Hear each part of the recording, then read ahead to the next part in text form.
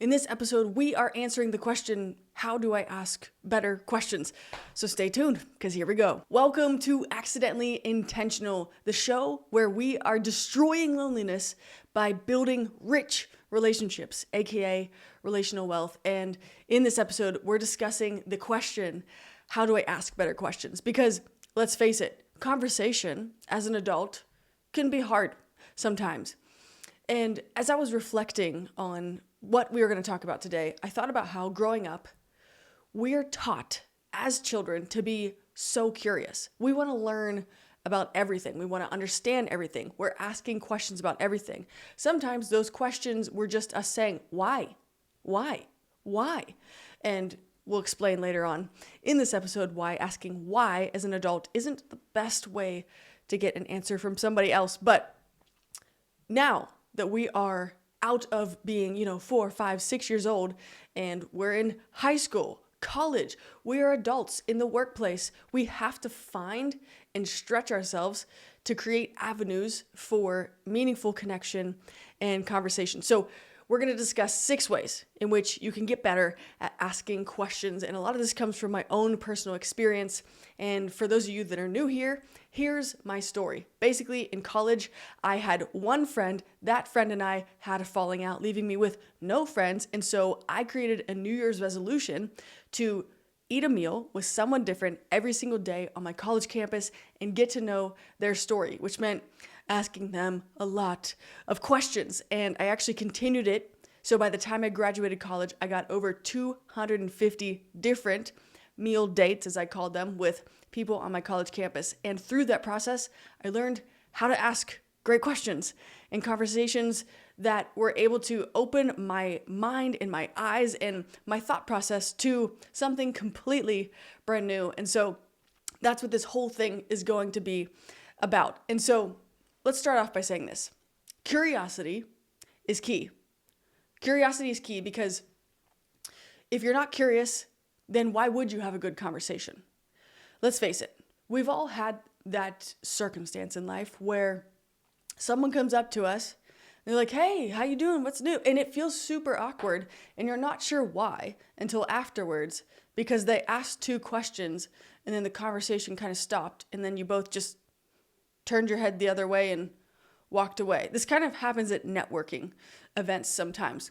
It's super awkward and for good reason because genuine curiosity needs to be present. And if it's not, you're going to realize it or they're going to realize it and they're not going to want anything to do with a fake conversation. So how can we be curious? Well, the best way is to appear genuinely interested. And the best way to appear genuinely interested is by being genuinely interested. Now, I know you're like, okay, that's not helpful, but this is. And this is something I have been learning because I am not good at this. A part of curiosity is being willing to let assumptions go. Now, if you're like me, I am a chronic overthinker. But not only am I an overthinker, I create scenarios that other people are thinking, doing, feeling, saying, and very few of them are actually happening. I don't know if I love stories in my head, but it could be dangerous, to be honest, because I can assume something very incorrect about a person, let alone their character. And so part of being curious is being willing to let those assumptions go entirely. And I heard this great quote that really hit me square between the eyes. The quote was, "You can't be both curious and offended at the same time." And the more I thought about it, the more I realized, wow, this is so true. I mean, think about it. If you're offended at something, you're closed off. Your mind is made up and you're not really looking to be persuaded or think anything different about the situation. And so another element of curiosity is really learning to embrace the unknown. Because if we're curious and we aren't going to make assumptions, then a conversation could take us in a lot of different directions. And being willing to kind of be flexible hear somebody out and maybe go into territory you didn't expect could definitely be a positive thing for both parties. You got to listen to genuinely understand. And I think that often we can assume about ourselves that we're good listeners just because we listen to YouTube videos, we listen to podcasts, we listen. We're listening to things all day long, but are we truly listening to understand versus listening to get to the next question we're going to ask, or listening to get something from somebody? There's got to be a certain level of authenticity that's up in your face in these conversations. It has to be clear from the jump. In fact, Gen Z, I would say, yearns for this and is really taking the lead in fighting for authenticity. So shout out to Gen Z if you're watching this video. Any of you, love all of you guys, proud of what you're doing. And here's why. We're sick of all the crap that's thrown in our face on social media, everywhere. We don't know what's true and what's not. And so we are on a desperate search for authenticity. Now, I'm not Gen Z, but I feel similar to them in that respect. And so those are some ways, some tools that I feel like you can use in order to be curious. So that was all, number one. Number two is thinking through open-ended questions. Let's say that you're a parent and you're asking your kid, how was your day at school? What do you think they're going to say? Good. You don't have to be a parent to know that this is how conversations like, how was this, is going to go for you, because you're not really giving someone an opportunity to think through or share more about it unless they, of course, want to. But what if we could reverse engineer the question and ask it a different way? So instead of saying, how was your day, for instance, something like that, you could say, what was the best part of your day? Now, I actually love this example specifically because when you ask questions like, what's the best? What's something you're looking forward to? It actually primes the brain to look for positive things. So that can actually change someone's entire aura about them to, oh, okay, this is actually going to be a pretty fun, chill conversation we can have because this person wants to know, we want to talk about exciting things, etc.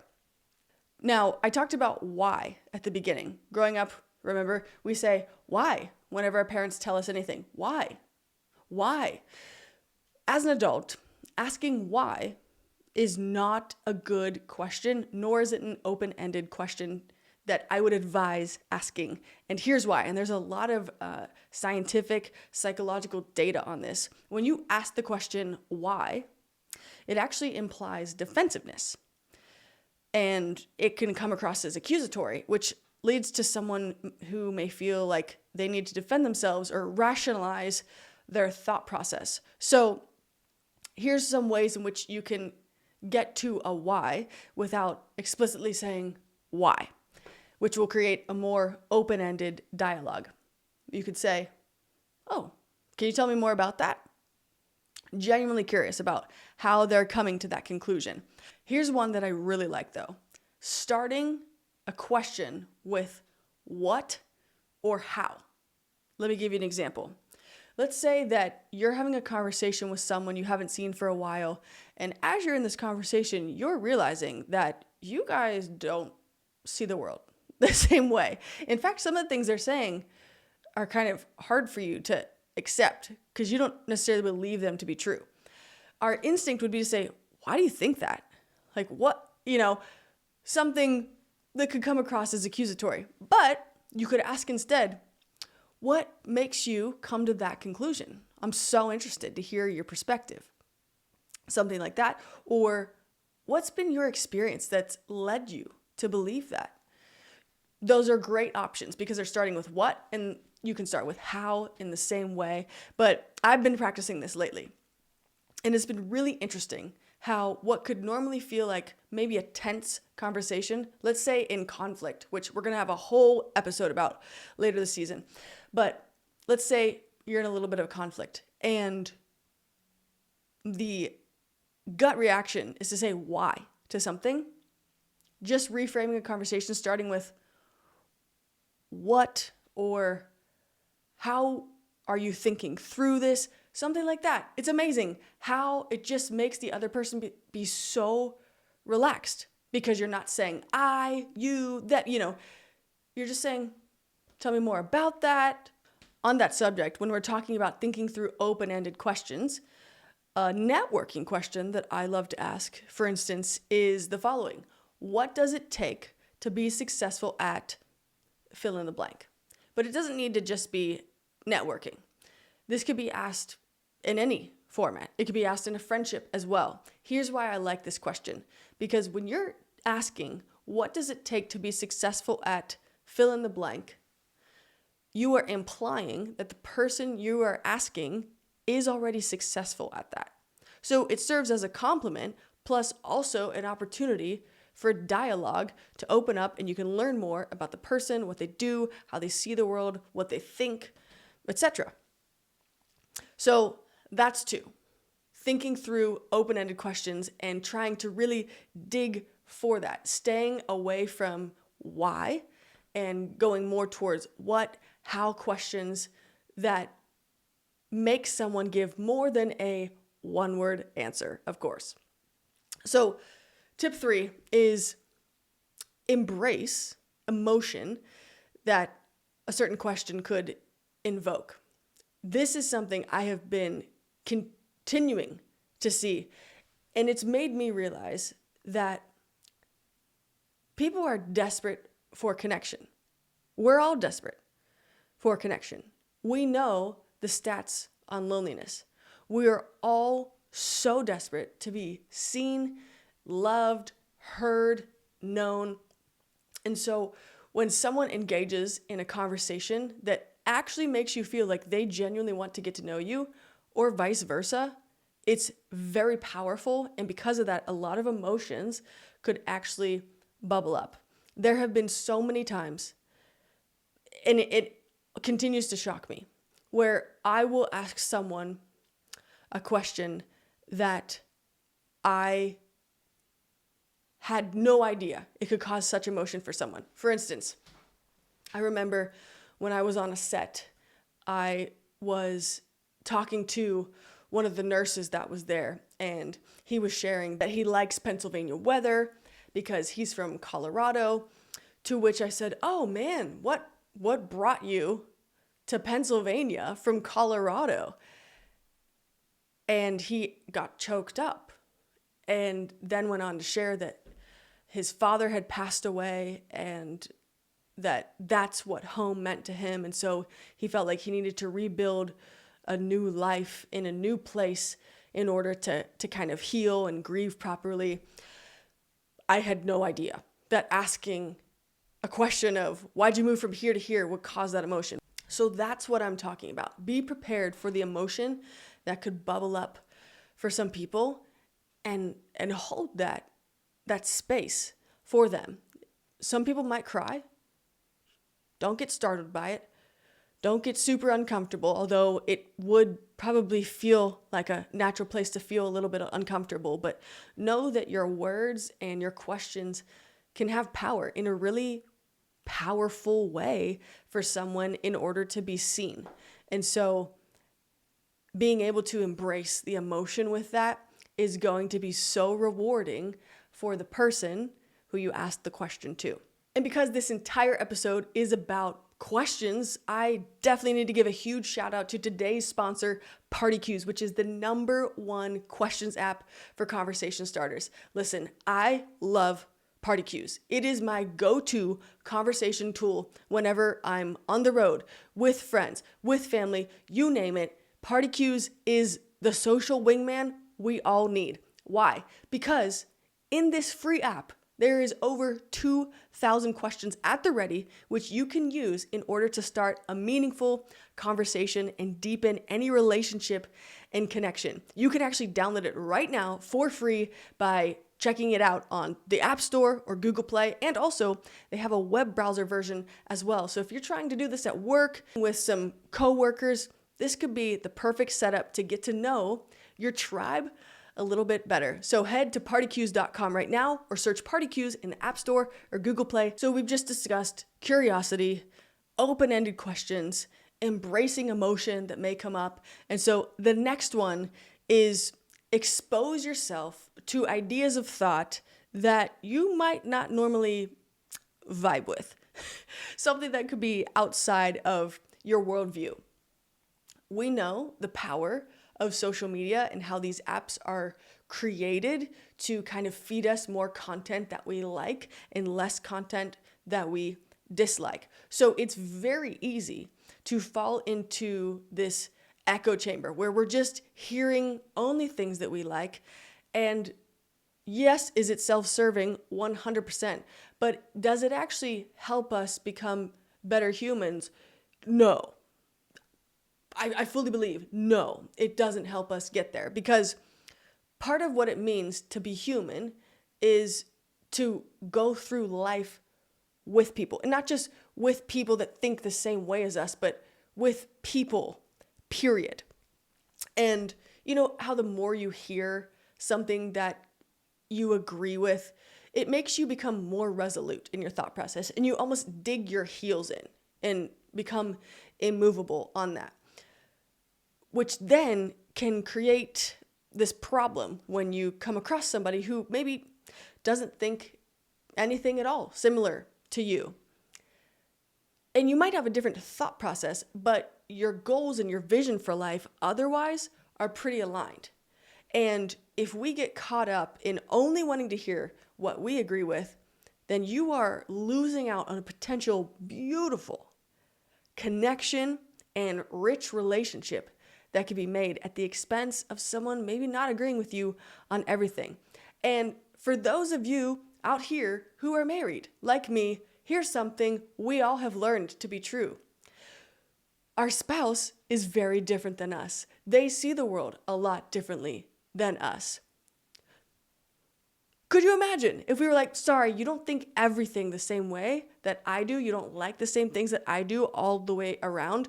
A lot of us probably would not be married if that's what we thought. And if that's currently how you see dating, for instance, or how you're pursuing friendships but don't really want to talk to anybody that doesn't think the same thing as you, unfortunately, you're going to have limited success. So I want to challenge you to open up your mind to hearing, at least hearing, different perspectives and engaging in what could be some amazing conversation around that.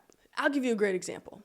I do things a little bit differently than most people when it comes to relationships, friendships, etc. And so there'll be times in my life where I have come to my own conclusion about something, but that's not really fair to everybody else, because if I'm not willing to hear somebody out, we're not going to go very far in our dialogue. So let's say that I was at a family gathering and I ask my aunt, who doesn't even live near me, we don't see each other much, and I ask her the question, hey, what is some awesome advice you have for me for marriage? Now, this is a great question, because who knows? We might not necessarily agree on it, but it's giving her the opportunity to share her heart, share her insight from what she did wrong, what she's done right, what makes a marriage flourish, etc. But I wouldn't ask that if I was actually closed-minded all the way around. So these kind of questions are really helpful for me and could definitely be helpful for you too, in order to open up some dialogue and ultimately ask better questions for the people around you. Okay, number 5 is the art of being mindful. Now, mindfulness is a word that gets thrown around a lot lately, and I don't think that's a bad thing, but I think it's a misunderstood thing, because mindfulness is essentially being present and putting space between a thought and an action in many ways. And so when you're being mindful in conversation, you are being present. You are actively being very present in the conversation, which means that you might lose your train of thought. That's okay. If you are so locked in on what somebody else is saying that you forget the next question you're going to ask, I would actually say you're on the right track for doing that. That happens to me so often, and it's not just because I have ADHD, okay? I get lost in conversation, and we have great conversations regardless, because then I want to hear about this thing that they just talked about, and oh, now they just said this. Wait, tell me about that. Or how did you come to that conclusion? And it's just what we podcasters like to call, quote, pulling the thread on a lot of different things that people discuss and talk about. And when you're being mindful in a conversation too, you're going to be able to look out for things such as your pace. Because the last thing you want to do is make it feel like you're questioning them in an interrogation type of way. I'm definitely guilty of this, okay? If someone doesn't ask me a question, I will fill that gap and ask them another question. Then, an hour later, I've asked 15 questions. I'm being dramatic. And it feels like they asked 0. Am I keeping a scorecard? No, but I'm just used to wanting to know something about somebody.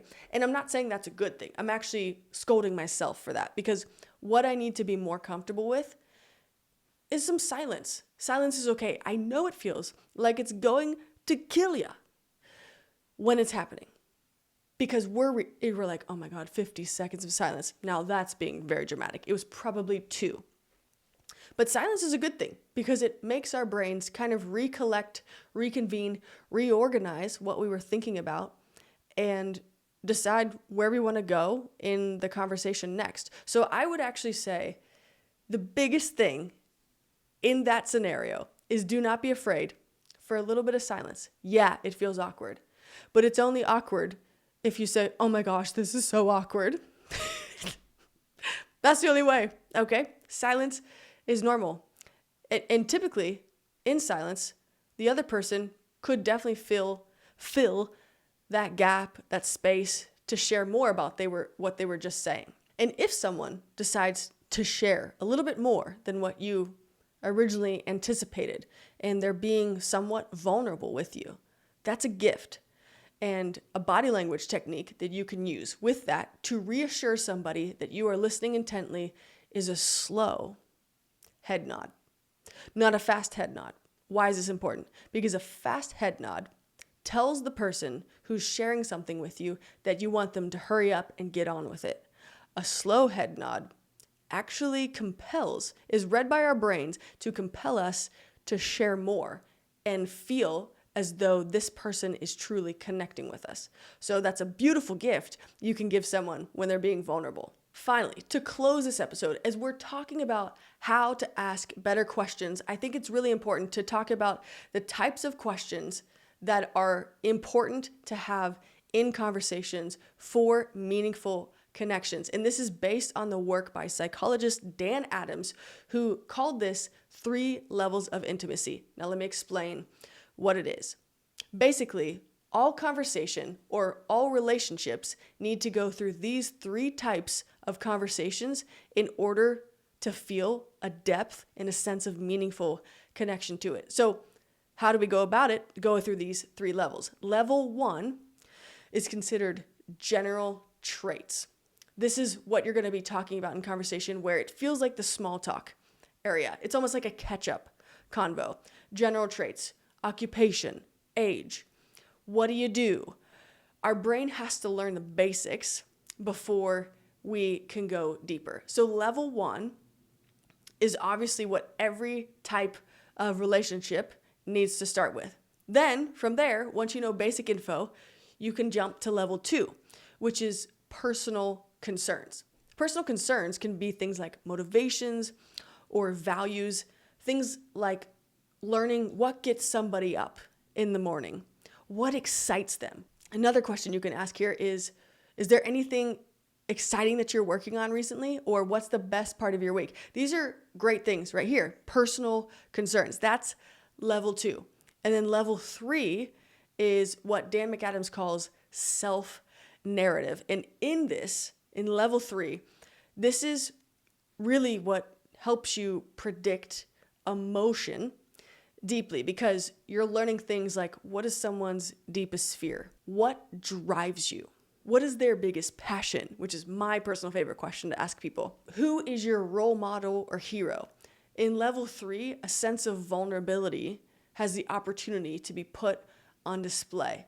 And all 3 of those need to happen in order for a meaningful connection to form. So we're talking about how to ask better questions, with the end goal being we ask questions to build rich relationships. So I hope you found this helpful. Be sure to like and subscribe and share with somebody else who's on this same mission. And we have so many more exciting things to come this season. We're going to be discussing things such as how to stop overthinking, how to navigate conflict, how to keep up with a long distance relationship, and how to be less awkward meeting people. So make sure you're subscribed and have that notification bell on to get every single episode as it drops. Love you guys. Proud of you. Let's continue building rich relationships right now, starting today, because you are worth that and so much more. We'll see you next time.